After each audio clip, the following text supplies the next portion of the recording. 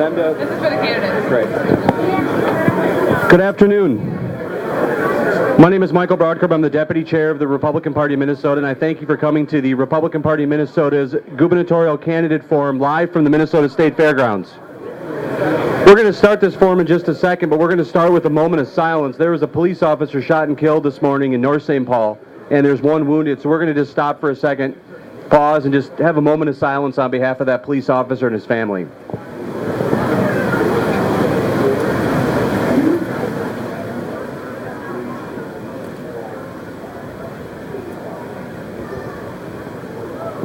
Thank you. We have today all the candidates that agreed to participate in the candidates forum today. Here are the basic ground rules. 2-minute opening statement, 30-second questions, answers, and then a 1-minute closing statement. I'm going to introduce all the candidates. We have Leslie Davis, Marty Seifert, Tom Emmer, Pat Anderson, Mike Youngbauer, Paul Coles, David Hand, and Phil Herwig. We're going to start with an opening statement from Pat Anderson. You have 2 minutes. You got a timer? Let me introduce Susan. Susan Klossmore is our timer, and she'll be right down here, okay? You have 2 minutes. Thank you. Thank you all for coming out today, too. We've had a great time at the State Fair. This party booth has been absolutely packed all week, and people are excited for Republicans, and they're excited for a different kind of change, and we're going to give that to them. I will tell you a little bit about myself quickly. I'm serving currently as the president of the Minnesota Free Market Institute. I started out in public office many years ago as a council member and mayor in the city of Eagan. At that time, I also had a company. I was a business owner that I built from scratch to when I sold it in 2003. I had about 75 employees. And so I come from the business world. I was your state auditor from 2002 to 2006, and in that time I was quite the watchdog, and I ran around, if you remember, with a giant bulldog, and we really watched government spending. In 2007, I was appointed commissioner of the Minnesota Department of Employee Relations by Governor Plenty, and in about an 18-month period, I shut that department down. I think the only commissioner in Minnesota history that actually signed her own layoff papers, and I'm very proud of that. And we need more of that in Minnesota government. So I'm excited about the campaign. We got about 14 months to go, and I'd appreciate all your support. Thanks. Next up, Tom Emmer.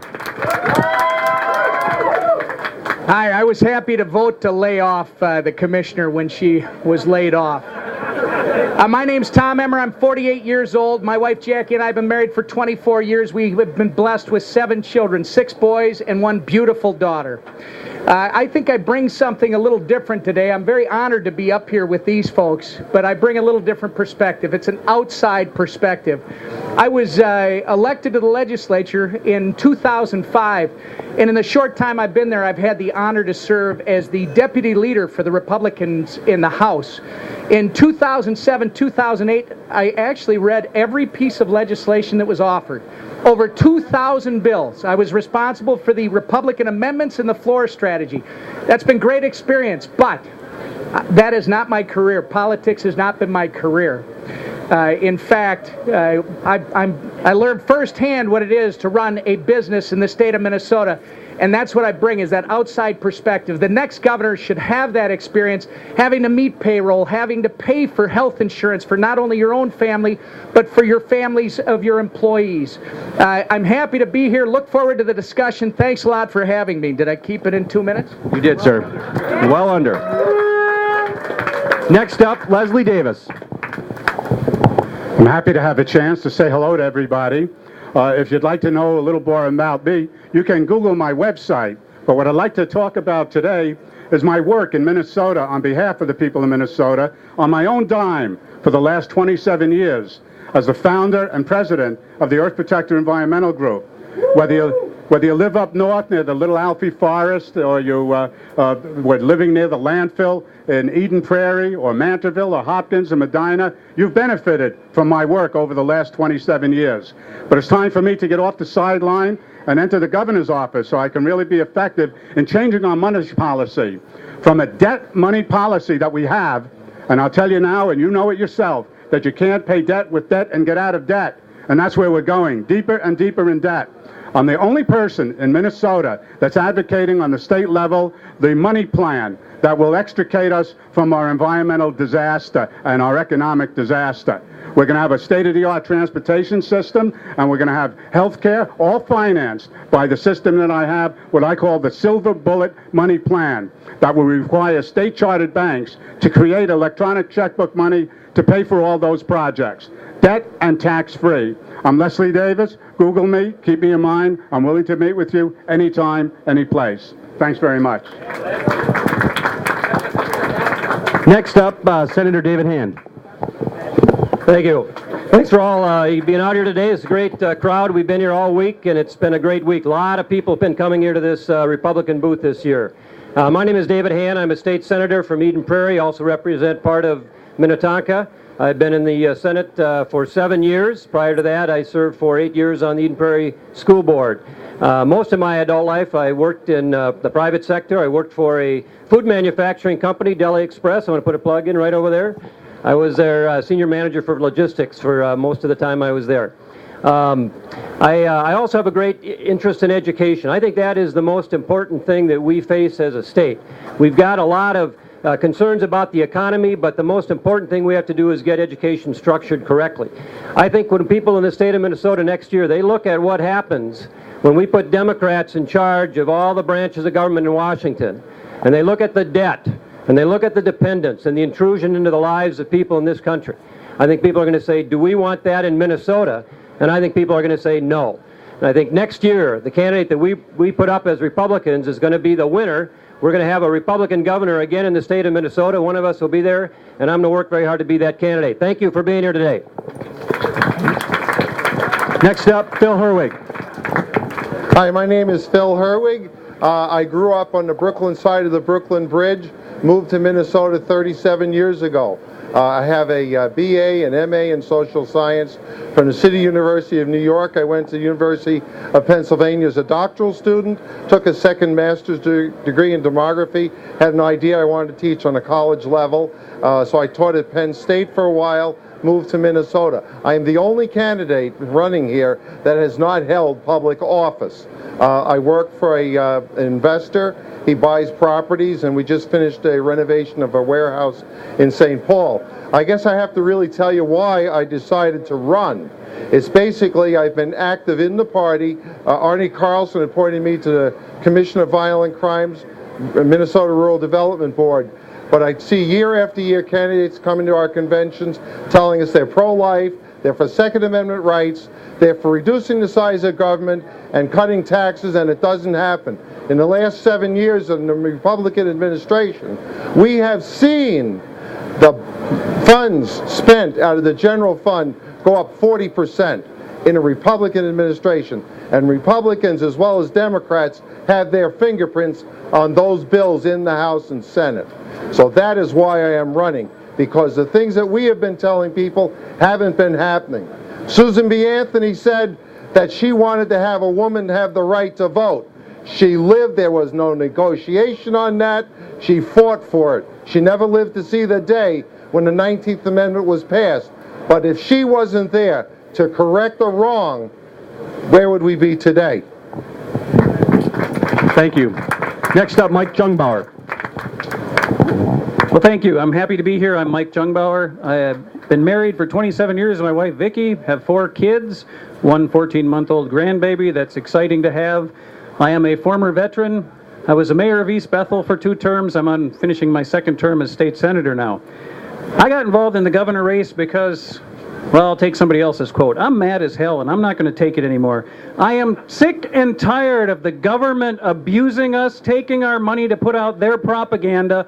I have been working down at this fair almost every day, and yet I've been working behind the scenes at the education building, the eco building. I just brought this, global warming and climate change in Minnesota. This is pure, unadulterated BS. It's about time somebody spoke out. They have charts and graphs on here that do not exist in real life. I am tired of, we got to hear, I have been studying this science for 7 years. I am so adamant about this. I am so ticked off about this one subject, and so I'll be on my bully pulpit right now. This is signed on by the Pollution Control Agency, the Department of Commerce, the DNR. These people's heads should roll. We can downsize government just by getting rid of the idiots that are too lazy to start studying what is going on in real life and taking our taxpayer money to do it. I'm Mike Jungbauer. Yes, I'll calm down now and let you hear from other candidates. Thank you. Next up, Paul Coles. Thank you, Michael. My name is Paul Coles. I've had the privilege of serving Central and Western Carver County and a part of Scott County in the Minnesota House since 2002. I'm on the Tax Committee and have been since I was first elected. I'm also on the Finance Committee, and I'm the Republican lead on the Public Safety Finance Committee. I've spent my time as a legislator fighting against the big spending, big government liberals in St. Paul and advocating for lower taxes and less regulation. That's what I've done as a legislator, and that's what I'm going to do if I get elected governor. I live in Victoria with my wife Kelly and our 2 kids. In addition to serving in the legislature, I work for a company in Golden Valley called Allianz Life Insurance Company, where I'm a senior manager and a lawyer. I'm running for governor because I absolutely believe that Minnesota needs a leader who's willing to stand up and fight for limited government and advocate for the policies that are going to make the private sector more productive and more vibrant. And that's a message that I've been bringing all across the state of Minnesota, talking to big groups, small groups, individuals, one-on-one, and I can tell you that it's resonating. It's resonating not just with Republican activists, but it's resonating with regular Minnesotans. I don't know if any of you saw the Star Tribune yesterday, but the interim superintendent of the St. Paul Public Schools was quoted, and her name's Suzanne Kelly, and she said, we've got to set goals, we've got to set priorities. It's not a lack of commitment that gets in the way. Urban districts have tried lots of things. We've applied for every grant that comes our way, hoping something would stick. But we're finally coming to grips with the fact that more is not always better. We have to stop doing some of what been doing, focus on a few things, and practice those with fidelity. We need to set priorities. We need to be willing to say no to things that aren't priorities and make sure that what we have to do, we're doing better today than we've done tomorrow. I'm Paul Coles. I look forward to a chance to talk to you more, answer some of the questions. I'd appreciate your support as I endeavor to become Minnesota's next governor. Thank you very much.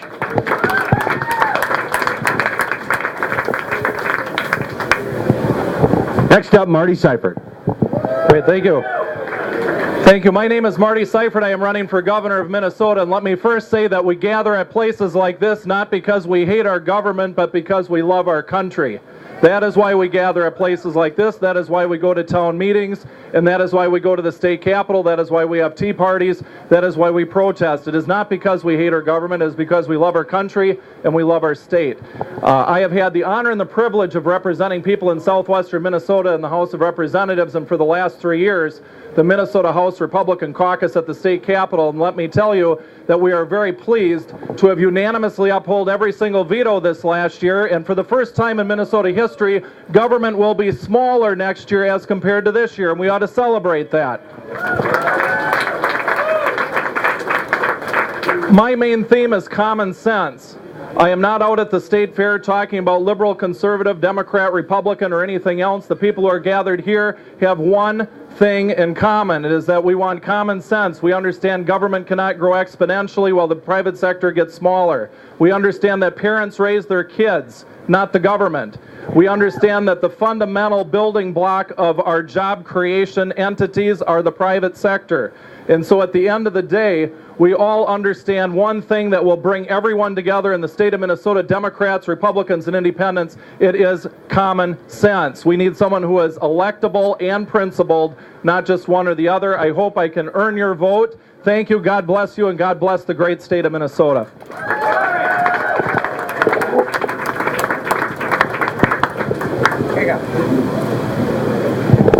First question. Now you have 30-second response. You're going to go first. What is your position on taxes? What role do you believe tax policy has on the economic health in the state of Minnesota? What? Is it on? Is it on? There we go.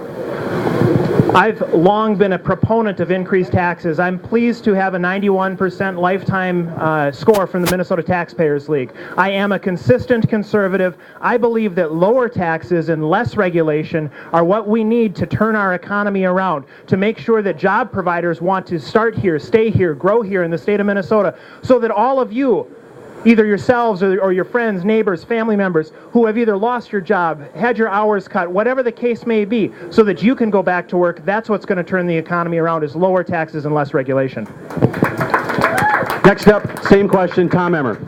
I believe taxes kill jobs. I believe taxes kill our prosperity. The next governor of the state of Minnesota, I will submit to you, if you are principled, you are electable. The next governor of the state of Minnesota must not only understand our Republican principles, but must be prepared to commit to those principles.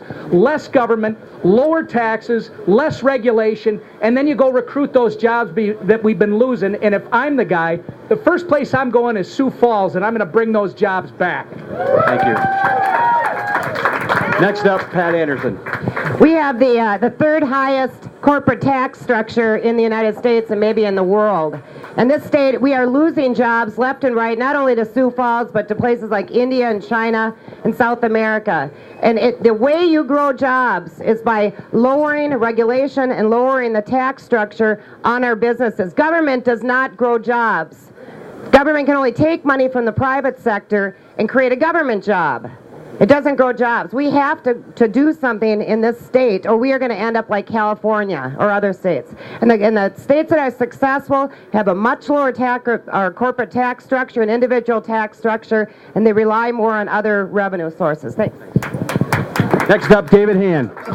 Thank you. Very simple. We have to cut our taxes for businesses and for individuals and lower the regulatory structure of Minnesota. For 20 years at least, we have been driving away private investment in the state of Minnesota. And our opponents talk about growing jobs, and what they mean is by taxing the private sector, taking that money, giving it to the legislature, and then we go out and we pass a bill to hire people to build bike paths in Bemidji or something that nobody really needs. That, we say, is creating jobs, but it is really taking the productive capital out of the private sector, and that is where the economy grows, and that is what we have to commit to doing in the next administration.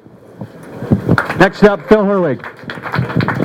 You know, I really don't understand the people we have in the legislature. They have mandated for the last 19 years what's called a tax innocence report. And in that, it's done every 2 years. And that report, the first criteria of it of 6 says that they understand that money goes to the area that seeks the greatest, that yields the greatest return. And they're told that year after year. They've raised taxes, they've raised well, I guess my time's up, and we'll get to that later. Well, economics is not rocket science. You actually have to read and study, and for some reason the other side doesn't seem to do that. We need 0% corporate tax. Guess what? Starting way back with the Hoover administration, they did studies. Andrew Mellon did studies. If corporations pay zero tax, the government actually collects more money. There's more money to go into real estate. There's more money to go into people's pockets, which the government taxes higher. We need to change the tax policy in Minnesota. We need to bring jobs back. We need to bring things from overseas. Next up, Marty Seifert. The simple premise is that we have less of what we tax and more of what we subsidize. If we tax job providers, we'll have fewer jobs. If we tax productivity, we'll have less productivity. If we tax capital formation, we'll have less capital formation. If we subsidize people not interested in working to come to Minnesota, we'll have more people not working coming to Minnesota. So we need to turn it on its head and have more job providers, more unleashing of private sector, more job creation, and less welfare, less entitlement, and less government regulations that hinder job growth. Next up, Leslie Davis. Tax his land and tax his wage and tax the bed in which he lays. Tax him till he's good and sore. If he hollers, tax him more. Write these words upon his tomb. Taxes drove me to my doom. And when he's gone, we won't relax. We'll come after the inheritance tax. I'm opposed to taxes and more taxes. And my plan, the silver bullet money plan, Leslie Davis, will lower taxes for everybody in the state of Minnesota. Thank you. Next question. What have you done to help reduce the size of state government? Just vote no. Just say no, in the words of Nancy Reagan. We've actually, the ideas that we have offered in the House of Representatives have been the right ideas, frankly, in the Senate as well. Nobody's listening right now, folks, but they are starting to wake up and they're starting to pay attention. What we've been doing is putting out the solutions to our health care crisis. Let's create competition, bring back jobs. That's what will reduce the size of government. That's what will bring prosperity back to Minnesota. Next up, Pat Anderson. I've done a lot to reduce the size of government. I did it when I was in Egan. When I was state auditor, I actually shut down several of the offices. I consolidated. I got rid of about 15% of my staff, and we privatized some of the audit functions. And that is a clear reduction in government, and I can tell you the private sector did it just as well or maybe better than the government staff did there. When I was commissioner, and I appreciate these guys' support of the bill, I actually downsized and got rid of a state agency, and that hardly ever happens in government. We need to do more of that at the state. We've got to dramatically downsize state government. Thanks. Next up, Paul Coles. In 2003, I was part of the Republican majority in the Minnesota House of Representatives that worked with Governor Plenty to make sure that we solved that, at that time, historic budget deficit without raising taxes. This past year, even before session started, I led the charge in the Republicans in the legislature. I put out a proposal. I called it the Minnesota Spending Freeze. And what happened is, despite the Democrats' repeated attempts to raise billions of dollars of new taxes, Governor Plenty's on allotment decision at the end of the legislative session brought us back to what I began advocating for in December: no new taxes and actually lower government spending for the first time in Minnesota history. Next up, Phil Herwig. Reduce the size of government. Reducing the size of government is absolutely an imperative. If I looked at the data going back, when I first moved to Minnesota 37 years ago, the biennium budget was $2.5 billion. It's now $37 billion. That's 15 times more than when I moved here. And I have to say that in the last 5 years, we have had the two of the largest increases in the state's history, where we have over $3 billion increases. And that is not a way to go. We have to cut spending, and we have to do it effectively. Marty Seifert.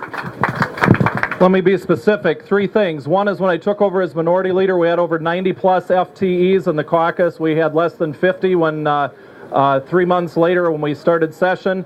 Number 2, when I chaired the State Government Finance Committee, there were 10 finance bills had to pass. Mine was the only one that had a net reduction in government, but we had a record increase for veterans and their programs. We put money where the priorities are. The veterans, we eliminated commissions, we eliminated a lot of other make-work bureaucracy, and we cut the budget of the legislature, the governor, and other agencies. And then finally, we upheld all the vetoes this year.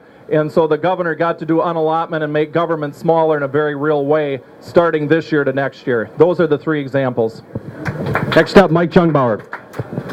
Well, first thing we need to do is opt out of a lot of federal programs, including No Child Left Behind. For every program the federal government has, they have administrators required to run them, and they only give us somewhere between 10 and 60% of the money required. If we opt out, the school districts can then downsize, get those administrators back in the classroom, get the money being spent more effectively.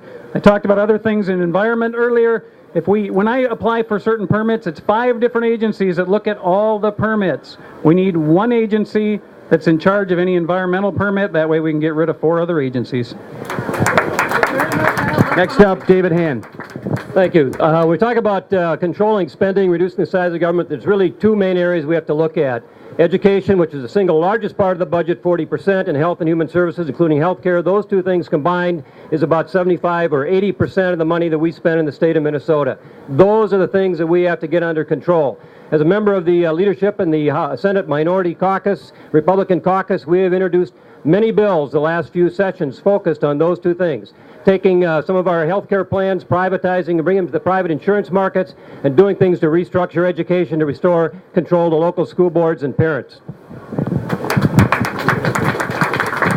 This question will go to Marty Seifert. What is your current position on the health care debate going on? I am opposed to the federal health care nonsense. If you want to go down to my booth a half a block down, I have a copy of the 1017-page bill. But it is not just good enough for us to be against that bill. We need to come up with positive alternatives. Tort reform. We need to come up with tax credits for people who can't afford insurance, universal shopping for insurance. If you can buy your car insurance from a lizard down in Maryland, you should be able to buy your health insurance from another state as well. We have 4 entities that have a monopoly on health insurance in this state, 88% of the private health market. We need to open that up, fewer mandates and less taxes, so we have more health care choices and more affordability. Next up, Pat Anderson. This should not be a federal issue. The federal government doesn't have any authority to get involved in our health care decisions, and we've got to talk about that. This is a decision that we will ultimately make in Minnesota. I believe that if the federal plan fails, and I think it's going to fail, that the Dems are going to bring it back to this state, and almost every Democrat candidate for governor is talking about single-payer plans. And can you imagine if we had that as a state? Anybody that was looking for free health care would be moving here. And that's what happened. So, Next up, Leslie Davis. This health care issue wasn't even an issue when I announced for governor. It just suddenly became something in the last 2 or 3 months. But one of the things that I've decided is that we need to have competition in private health care. But we need to keep in mind that nobody should go without health care. When the person rings a bell in the nursing home, they should be able to get proper care. So with a balanced budget and money coming into the state, everybody employed chipping into the big pot, we'll be able to provide that for those that need it, and we'll have competitive health care in the private sector. Next up, David Hand. Thank you. In addition to what we're trying to do at the national level with health care, in addition to that being unconstitutional, it doesn't work. I can't think of one thing the federal government has done where we can say they are the most efficient and lowest cost provider of a good or service. Can't think of one. Why we would turn over a huge sector of our economy to the federal government, to politicians and bureaucrats is beyond me. We need competition. We need it in the nation. We need it in the state of Minnesota. And under Republican leadership in the governor's office, we will get it. yeah. Next up, Phil Herwig. The program, in a sense, what they have is really going to kill us. They are, in a sense, saying to seniors 55 and older, every 5 years you go and have a counseling session with a government official to decide your end-of-life scenario. What we've got to look at is, in a sense, the mandates that are required to be carried in your insurance policies, like substance abuse, alcoholism, psychiatric nurse, etc. You have to have that figured in the actuarial construction of your insurance policy, and that's what's costing us the money it is today. Next up, Tom Emmer. It's already been said, the issue is one of competition. The issue is getting rid of the mandates and letting people, empowering people to make their own decisions. We got the best health care in the world, folks. The issue, if there is any, is access and cost. So let's address access and cost, and I would hope that my friends that are up here with me would all take the stand that if they're governor of the state of Minnesota, they will not accept a federal mandated health care system. We can take care of Minnesota ourselves. Next up, Mike Jungbauer. Well, again, yeah, the federal government doesn't need to be in there. Any entity that can't run a program like Cash for Clunkers sure as heck ought not to be running a health care program. You know, we need to get rid of the mandates. If we get rid of the 43 to 46 mandates, I'm not sure which ones still exist in Minnesota. Well, there's 68 mandates in Minnesota, but 43 to 46 of them don't exist in any other state. There's even a mandate that says we have to cover hair loss replacement. It's ridiculous. It raises the cost. 92% of Minnesotans are covered. You can't get the other 88% to even get involved in government. Next up, Paul Coles. I'm opposed to the federal government being in the way of a patient and a doctor making a decision about their needs for health care.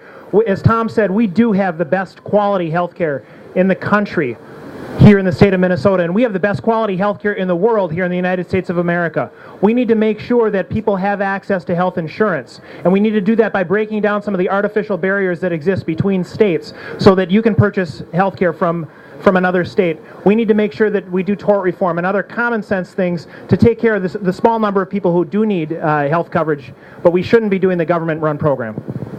Thank you. This question will be to Pat Anderson. What will be your priorities in balancing the state budget? Shrinking government. That's the priority. We're going to have a $4 to $7 billion budget deficit facing the next governor, and there is no more room for shifting and picking around the edges. So we have to fundamentally downsize our state government. We've got to do it not just within providing education differently, having dollars follow the students. We got to do it in our welfare system. We got to get rid of a lot of the incredible bureaucracy that's state government, and we got to cut out at least the $4 billion and maybe up to $7 billion, because we cannot afford to raise taxes, and government has to live within its means. Next up, David Hand. I think the two main areas we talked about, education and healthcare and human services, those are the areas that we're going to have to reduce the size and the cost in Minnesota. And it's very simple. It's not going to be easy to do, but it's simple in concept. We've got to restructure education to restore control to local families, either directly through choice or to school boards, and commit to not just looking at this as a money problem. Money and good intentions are not enough. Second area, in health and human services and healthcare, we've got to quit being a magnet for welfare to this state, and we've got to do more to privatize and build a marketplace for insurance. Mike Jungbauer. I already talked about being able to shrink departments, make one department responsible for anything that you need to apply for permits on, make that simple. Under education, get the federal government out of it, get the school boards to work doing what they need to do, and put those people back in the classroom. And under health, there's a lot of studies out there that say if we make it a market-driven system, we can cut 40 to 50% out of there. The one thing that doesn't make any sense, I don't know if you guys are aware of this, but people that don't work have a Cadillac health plan. The rest of us that do work, we got to pick and choose from a lot of weird plans. It just isn't right to give non-working people a better plan than working people. Next up, Phil Herwig. A lot of us talk about education. The biggest school system in the country is the city of New York with 1.1 million students. We have something like 823,000. New York operates with a larger system, but I lost my thought here. What we need to do is reduce the number of school districts. We have 340 districts, and if we cut those down to this number of New York City has 37, we could save ourselves $600 million in a biennium. Next up, Paul Coles.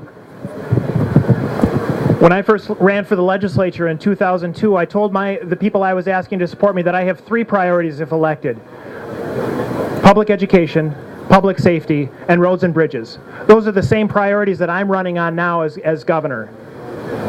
Those are the things that we need to do, and we need somebody who's willing to set priorities and somebody who's willing to say no to things that aren't priorities, because sometimes no is the right answer. We have to do certain things, and we have to do them well. We have to be willing to take some risk and do them better tomorrow than we're doing them today if we want Minnesota to be a better state.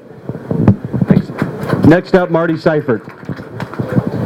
We need to downsize, right-size, and economize government. I have done that as both the committee chair and as the minority leader. We need to make sure that we right-size and downsize, expect work, and shut off the magnet on our welfare system. Our entitlement programs are out of control. We have, any given year, 10 to 20,000 people per year, every year, moving to Minnesota from other places and enrolling in one or more of our four largest welfare programs. That is the fastest growing part of our budget. It is one of my highest priorities in terms of budget reductions. We also need to grow private sector jobs and reduce state government bureaucracy. Next up, Leslie Davis. It's easy to talk politically in generalities, but I have a specific plan to do that.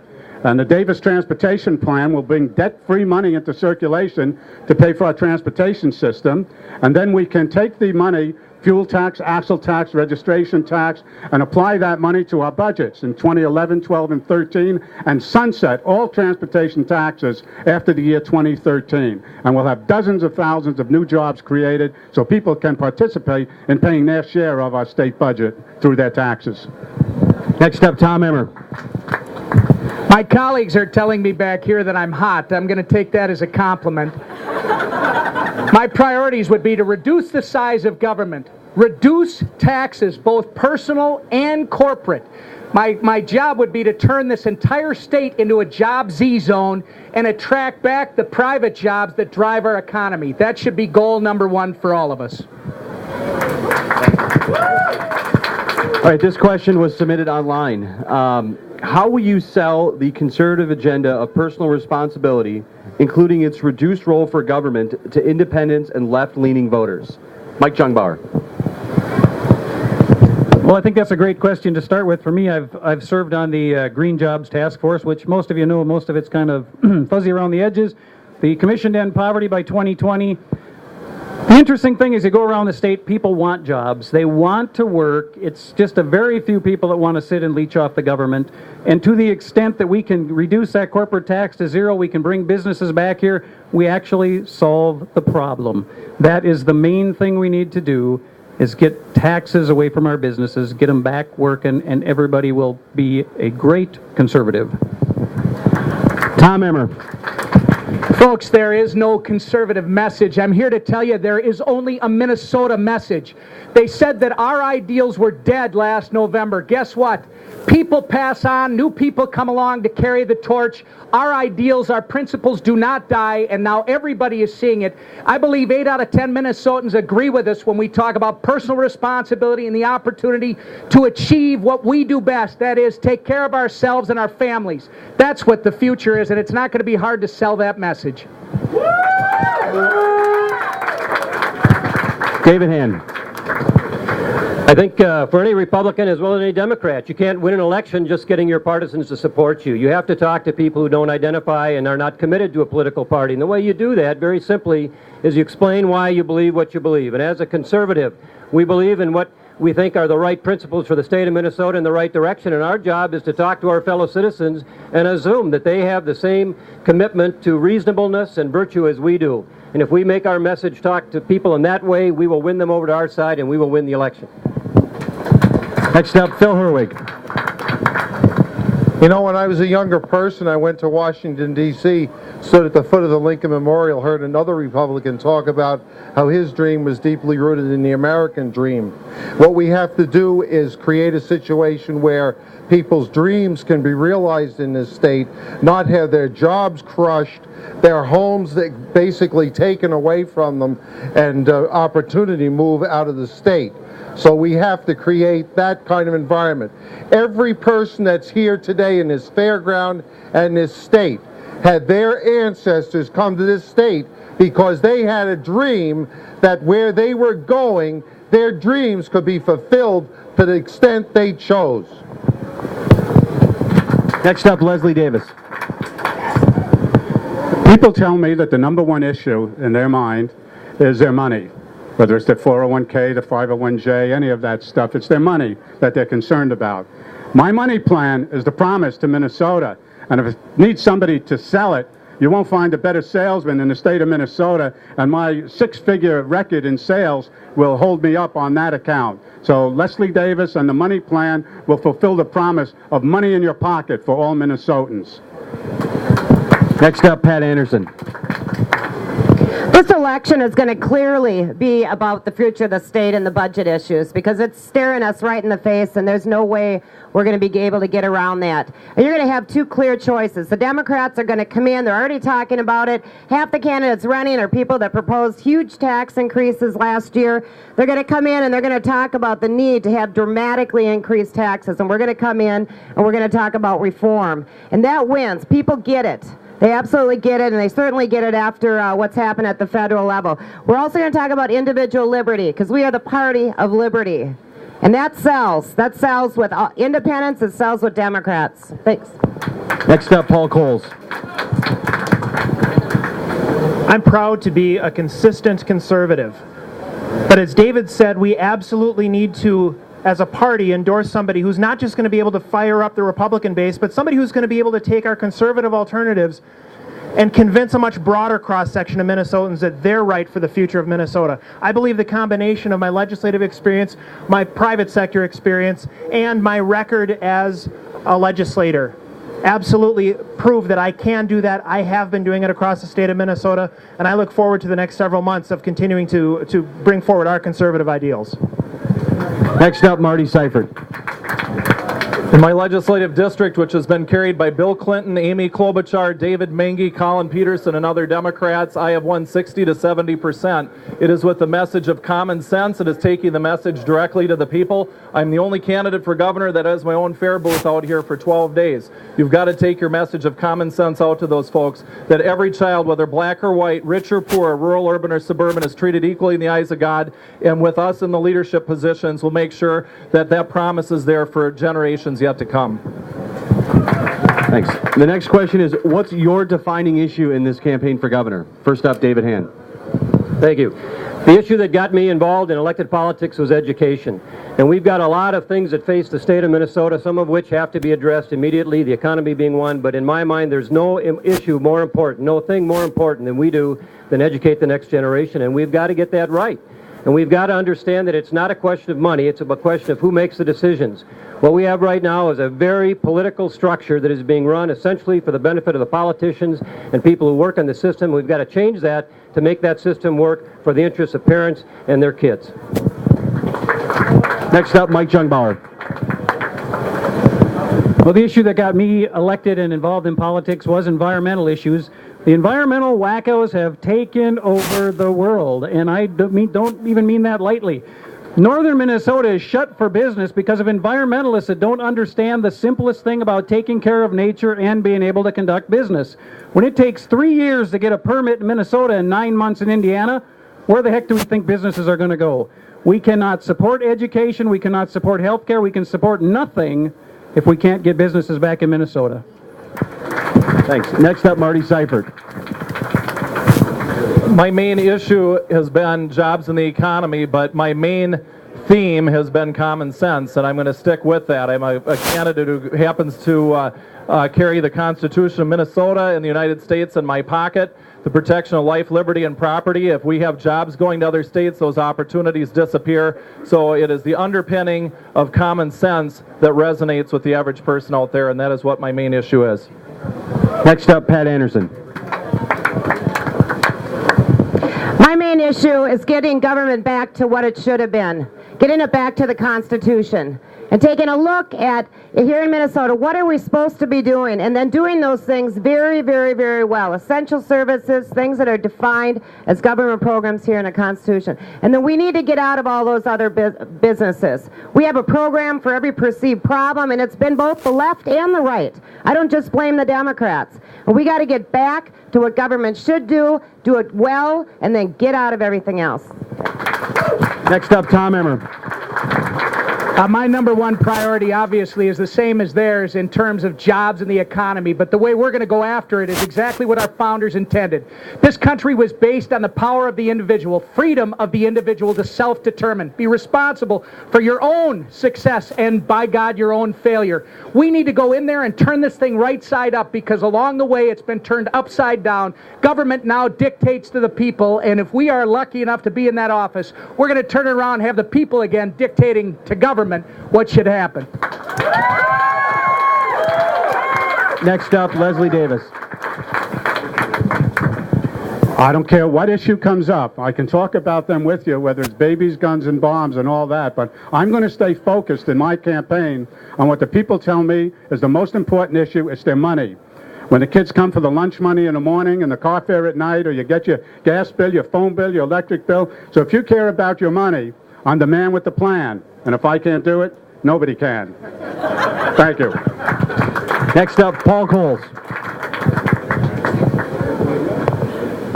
I don't know how many of you remember the 1992 presidential election, but Bill Clinton started using the slogan against George Bush, "It's the economy, stupid."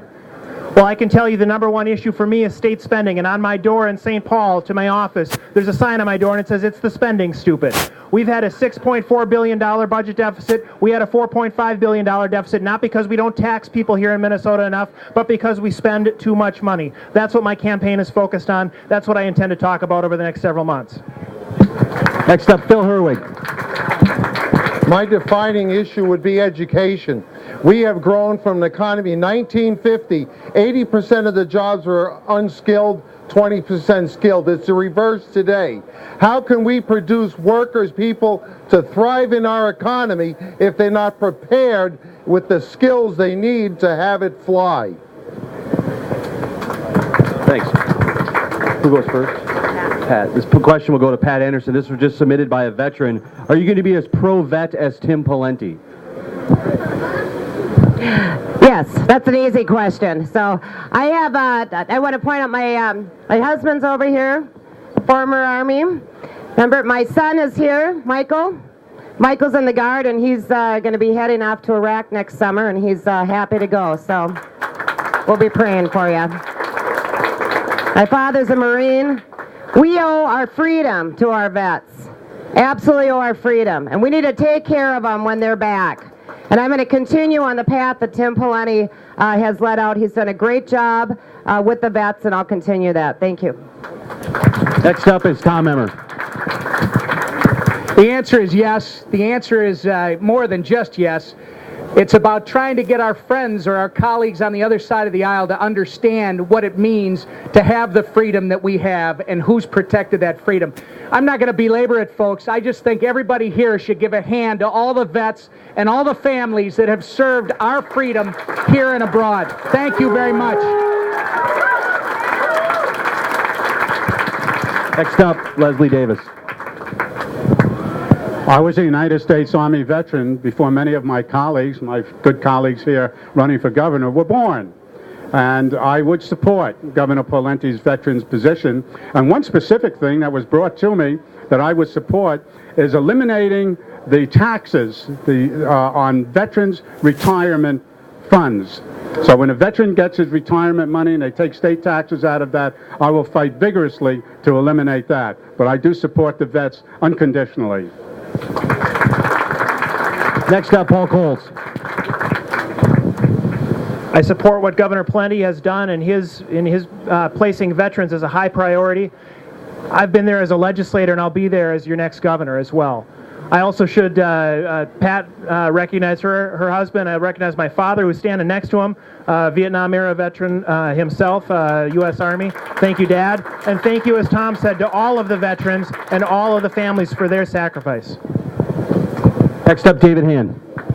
Yes, I will continue what Governor Pawlenty has done. I am a U.S. Army veteran. I spent a year in Vietnam, and I do understand what the sacrifices that young people make and their families. And we in Minnesota have to do everything we can to make sure that that sacrifice doesn't go unrecognized.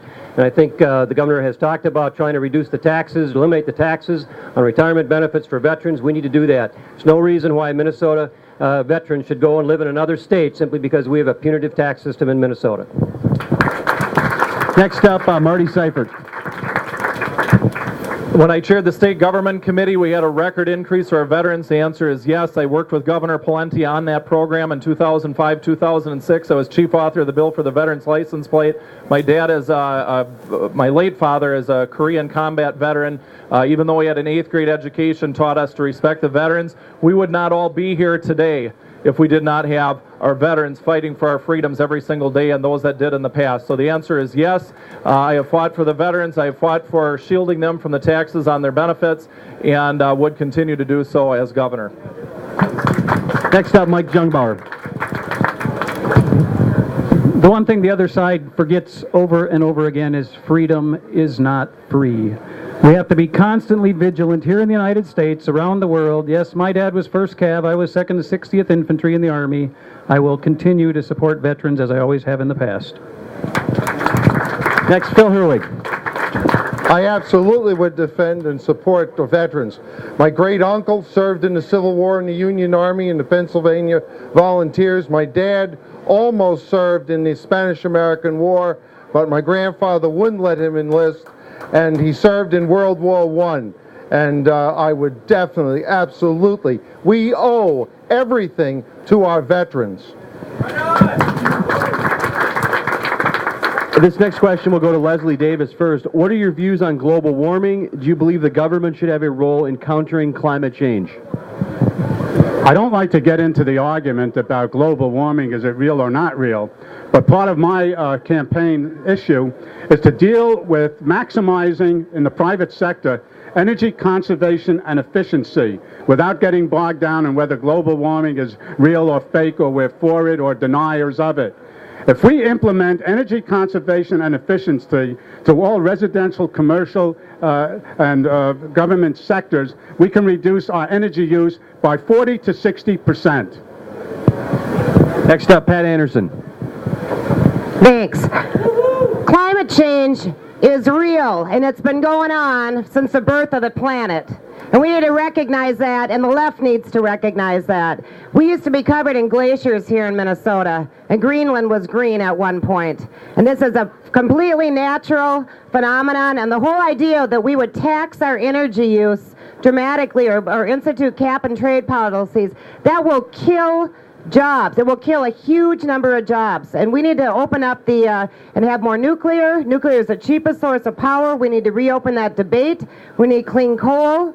It is vitally important for our economy that we have reliable, inexpensive sources of energy. So I am the number 2 denier after Mike. That's what I always say. Next up, David Hand.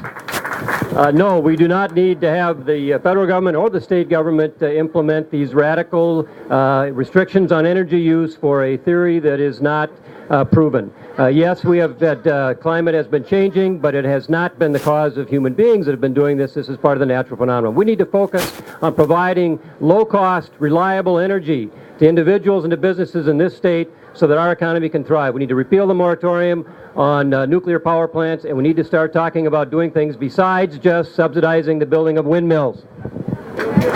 Next up, Phil Herwig.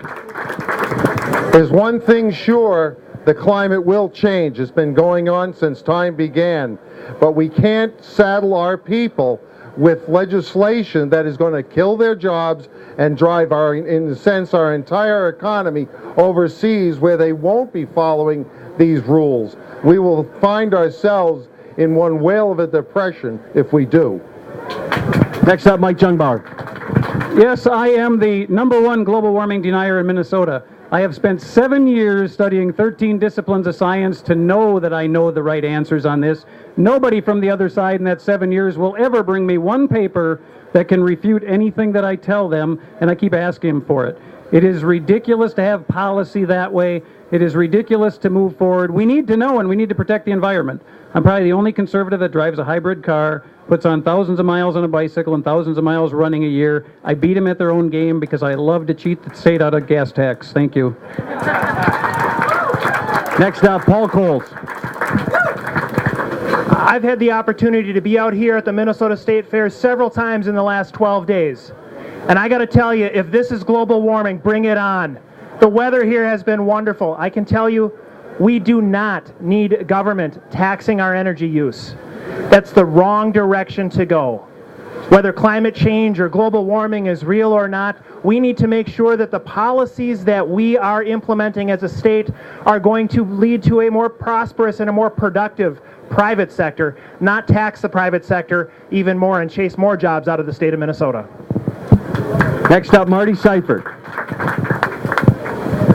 If any kind of bill comes forward that relates to some kind of mini cap and trade, I will veto that bill. And I will also take any energy bill that comes forward. If it does not lift the moratorium on the nuclear ban, I will veto that bill and send it back. If you really want to have clean, productive energy that is base load, you will be for nuclear energy because it is there. We have the science to prove it. For goodness sakes, the French reprocess their waste. Why can't we do it here? So we don't have to get into the discussion. I think that a lot of this global warming discussion is nothing but an excuse to raise taxes. Next up, Tom Emmer. Ladies and gentlemen, climate has been changing long before we got here, and it'll change long after we're gone. The issue here is one about leadership. We have people in our own party over the past few years who say, how can you vote against clean water? How can you vote against the environment? It's not about that. We all want clean water. We all want clean air. We all want a clean environment, and we can be good stewards of the resources that are here on the planet Earth. The issue is one of jobs, and as the governor, you must lead people not to where they are, but to where they need to be. You must explain why these are bad ideas and how we take care of our environment while at the same time making our economy work. This next question of Paul Coles. What would you do to improve the education system in Minnesota? Well, the first thing is we don't just simply throw money at a broken system. We need to absolutely make sure that when we have standards, when we have tests, that they mean something.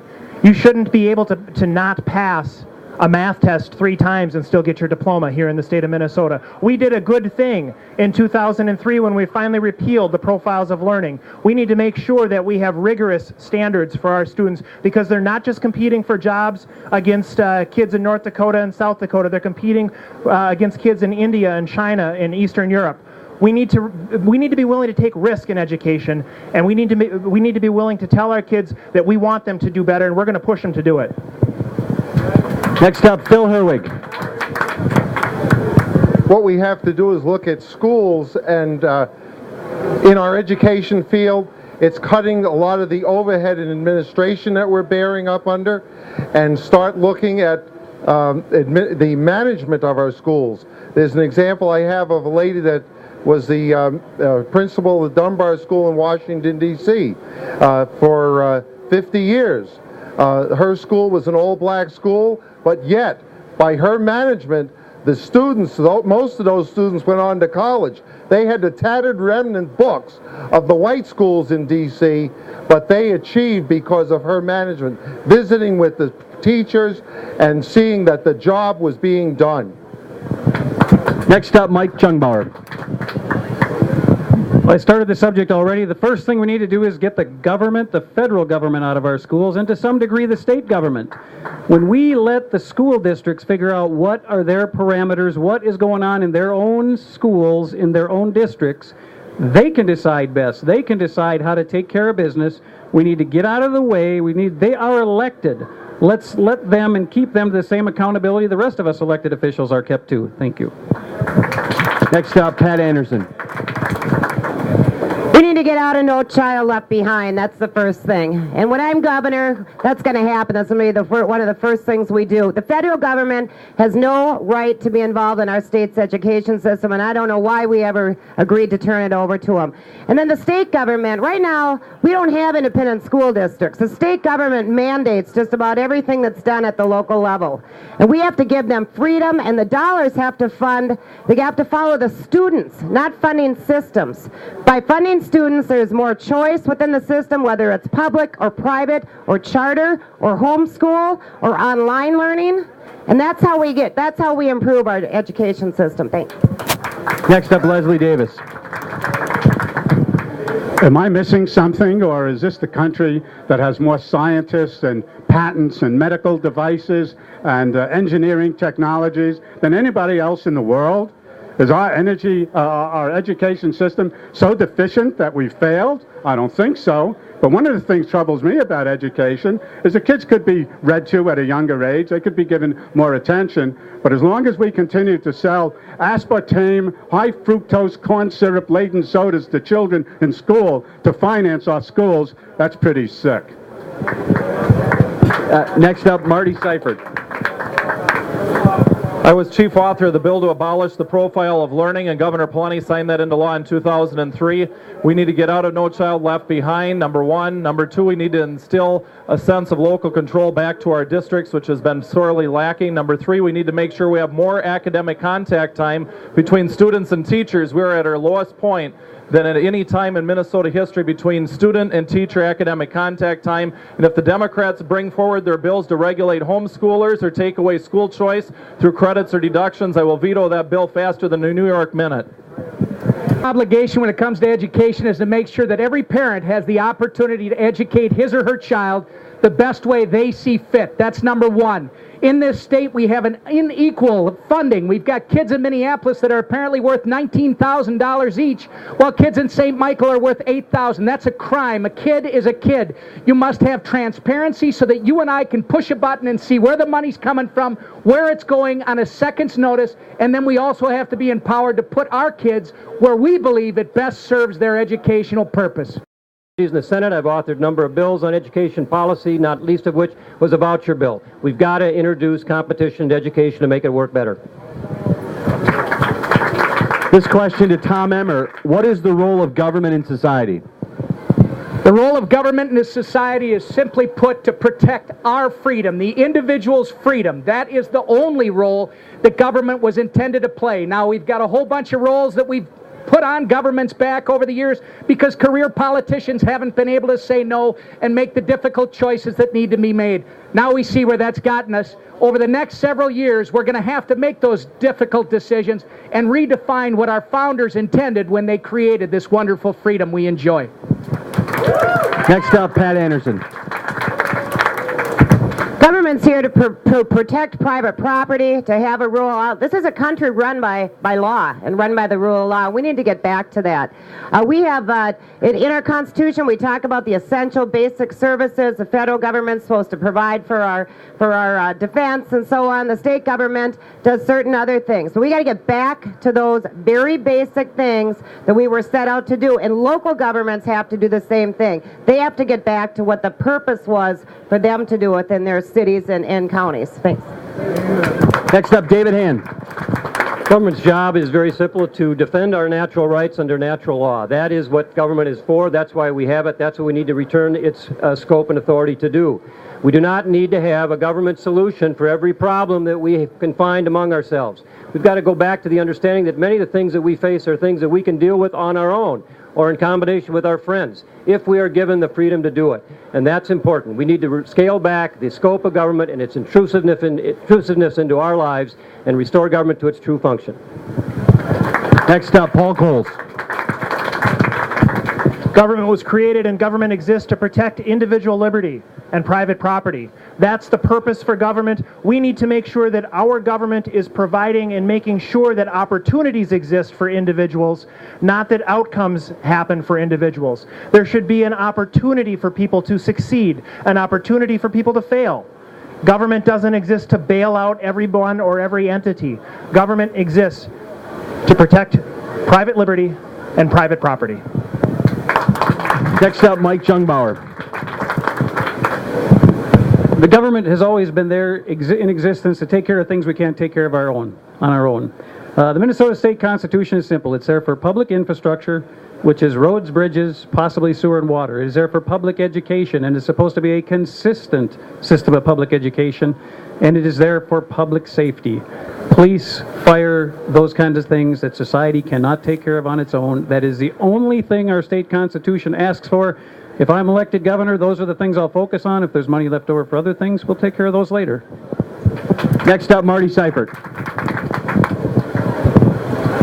The protection of life, liberty, and property, and the powers enumerated in these two documents, the Constitution of the United States and the Constitution of the State of Minnesota. That's my answer. Next up, Leslie Davis. You know, a lot of times government is out there so that those people whose life is going along well and they're happy have something to complain about. But government's main role, I know they've overstepped their boundaries over the years, and we can correct that at the federal and the state level, but I'm the state candidate for governor. I'm not governor of America or governor of the world. And the government is out there in order to protect our shores and our borders. And as the governor of Minnesota, I'll be certain to protect our borders from any infiltration that's inappropriate. Thank you. Next, Phil Herwig. The government is, of course, there to do things that we cannot do ourselves. Build roads, and for the protection of life, liberty, and pursuit of happiness. And it's also in our Constitution, state Constitution, that it will provide for a uniform system of public schools, basically to protect our Republican form of government, because as it's outlined, that is dependent on an intelligent population, and that is the role of government. Thanks. We're going to go to closing statements now. We're going to give you 2 minutes, up to 2 minutes for a closing statement. So that's a little bit of an adjustment, give you a little bit more time. And we're going to go reverse order. So that's Marty Seifert first. Great, thank you for standing here and listening to us for the last hour or so. I would first like to thank everyone for being involved. I want to promise you that the best thing that I can do as your candidate for governor is to bring that message forward, the message of limited government, the message of personal responsibility, and do it in a way that I can attract conservative Democrats and independents to our message, so we just don't only win, but we can govern and have the trust of people. One of the problems we've had as Republicans is that we have people who are hypocrites who are elected to office. They will say one thing before the election and do something else after they're elected. And I want to make sure that everyone here understands in a crystal clear way that I am not that candidate for governor. I want to be a candidate and a governor that promises you to do the best that I can, to promise that I can keep those commitments to you on protection of life, liberty, and property, upholding the Constitution, and making sure that our message is a winning message for the people of Minnesota. Thank you, God bless you, and thank you so much for participating today. Next up, Paul Coles.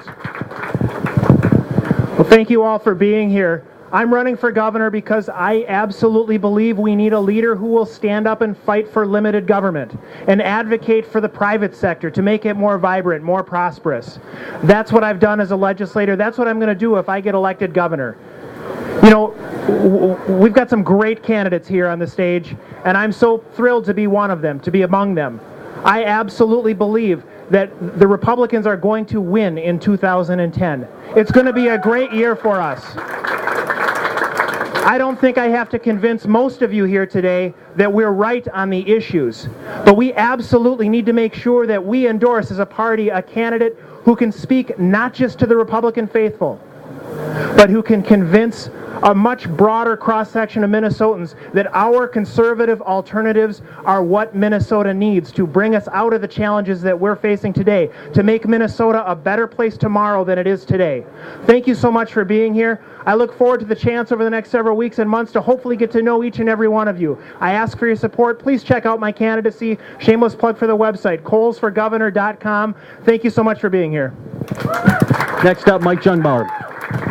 Well, I so appreciate this opportunity to be with all of you.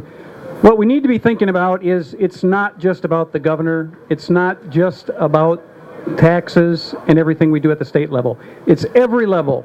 The other side has taken it over at every level. There are 1,334 taxing entities in the state of Minnesota. Watershed districts, sewer and water districts, certain park boards have their own taxing authority. Minneapolis. You got to look at that. We need to be involved at every level. We need to get that conservative message out. It's good to have all these things. It is good to protect the environment. I don't want you to leave here thinking I don't want to protect the environment. I am adamant about protecting natural resources in Minnesota. But in order to be a good steward, you have to have the knowledge. You have to know what you're being a good steward of, what you're protecting. This is a phenomenal team of people. We all come with a different sphere of influence, a different network. If we could just elect us all as a team to run the governorship, I think we'd be on to something for the state of Minnesota. I thank you so much for being out here today. Have a great time at the fair.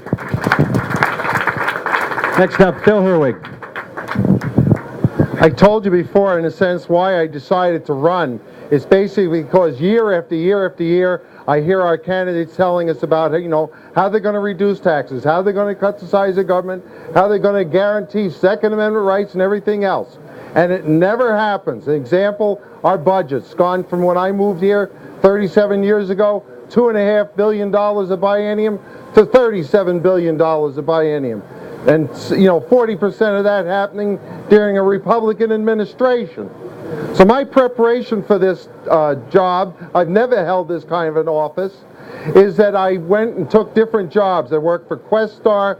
That was an educational assessment outfit.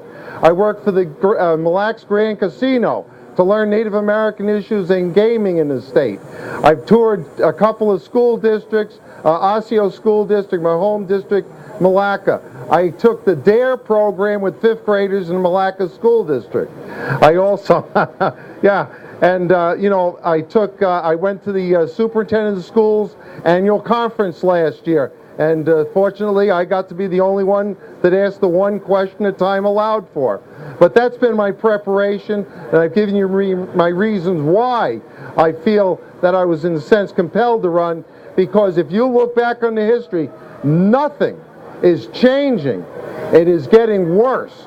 And if you don't think the high foreclosure rates, the job losses, you know, over 250,000 Minnesotans out of work now, isn't a response of what government's been doing or not doing, well, that's why we need change. And our theme in our campaign is change we can believe in, and we will outline that as the campaign goes along.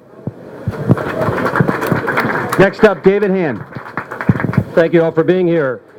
Politics is ultimately about persuasion. And the next governor, who will be a Republican governor, is going to be faced with a number of challenges. We're going to have to do things to restore the private sector economy. We're going to have to lower the taxes and the regulatory burdens and be an attraction for private capital to come back to Minnesota.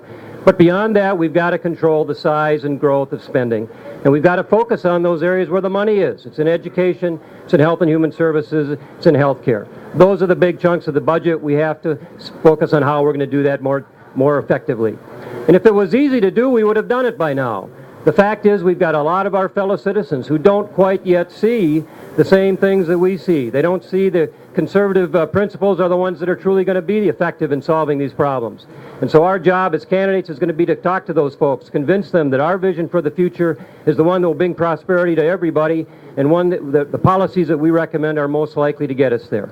So we will look forward to working with you all and getting to know you all as the campaign unfolds. Thank you all for being here today.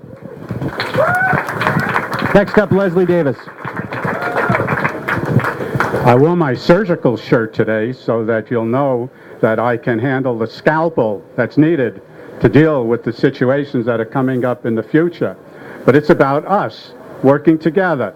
You giving me your confidence based on my record, not on wishful thinking, not on the party that I belong to, but on my record. Leslie Davis, candidate, salesman, military veteran.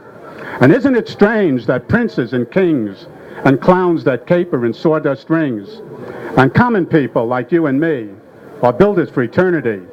Each is given a list of rules, a shapeless mass, and a book of tools.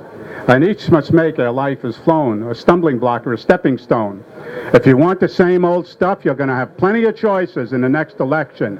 If you want a stepping stone to different changes, new money system, debt-free, state-of-the-art transportation system, aspartame out of the soda that's being fed to the children in the schools, I'm your man. Check me out.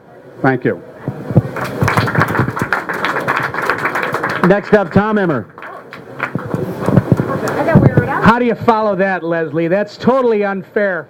Folks, how many here remember 1994? How many here remember the look on Dan Rather's face when he announced the new Speaker of the House? Looked like he'd seen a ghost. You remember when he announced the new Speaker of the House, we elected Republicans across this country and in this state. It was the mid-90s, and we elected them on a promise. They promised what? Government that was already too big. They were going to reduce the size. They were going to put people back in charge of their own lives. That was the promise then. And then when government was already too big, private employers were the #1 employers in this state. 3M, Honeywell, Univac, IBM. Guess what? 10 years later, who's the #1 employer in this state? It is the state of Minnesota. The reason Republicans were out of power in the last 3 elections is because we did not honor that promise. Our ideals, our principles are alive and well. You see people coming to this booth every day, and they're happy, and they're giving us the thumbs up, telling us to stay strong. You don't get the same thing in the Democrats' booth around the corner. Why? Because these are the ideals and the principles that work. The debate is over, folks. The next election is about our ideas versus theirs. With the right messenger and our message, we will not only win the governor's office, we will win the auditor's office, the Secretary of State. We will take back majorities in the House and the Senate, because our ideas are the right ideas. Right messenger, right ideas. We'll look forward to getting to know all of you. Thanks for coming.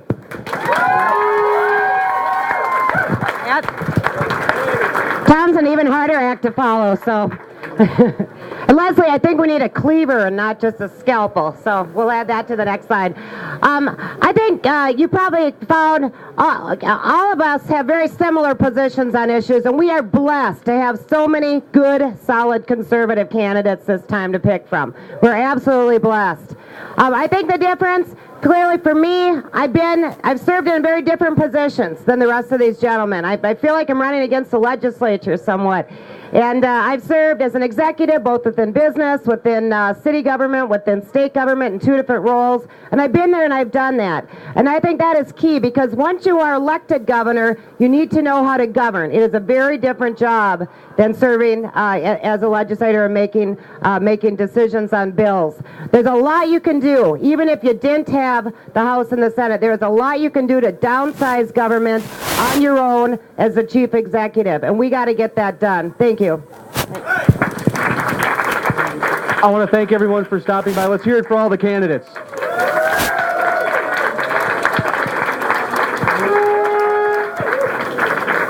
Please make sure you sign the petitions in the booth, buy some buttons, and stick around. Shake hands with all the candidates. Thanks to everyone for participating. Can we get a group picture? Hey, everybody get together for a group picture.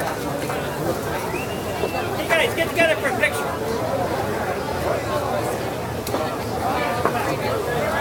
Yeah. Leslie, hold the clipboard down. Leslie, put the clipboard down. Get the picture. There you go. Never like each other. Everybody smile. You're all really good looking here.